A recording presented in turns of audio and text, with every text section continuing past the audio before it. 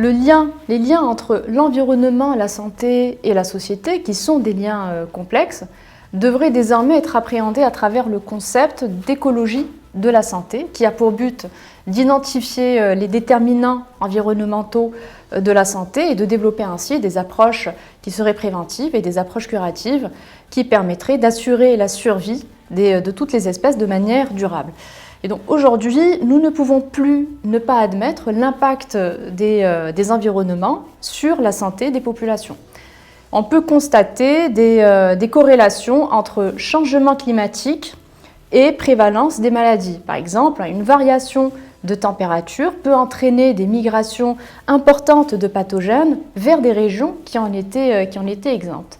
Donc, il existe donc des pathologies qui sont sensibles à l'environnement, donc celles qui sont transmissibles, et celles non transmissibles et qui généralement sont des pathologies chroniques.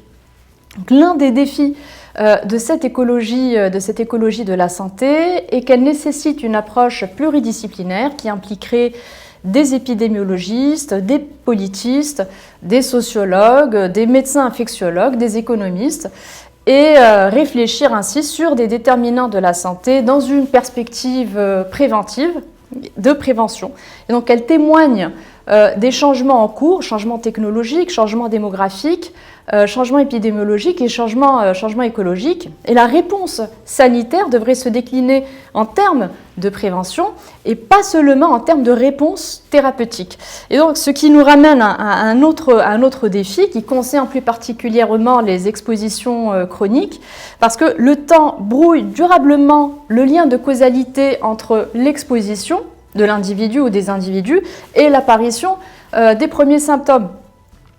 Et donc, en général, donc, il y a une médecine environnementale qui est actuellement en construction, et c'est une médecine qui sera forcément globale parce qu'elle devrait prendre en considération les variations environnementales, les manques de ressources, principalement par exemple les manques d'eau, l'insalubrité des lieux d'habitat, la pollution, etc. Un ensemble de pathogènes qui impactent l'environnement et qui devraient impérativement être pris en compte dans la santé des populations.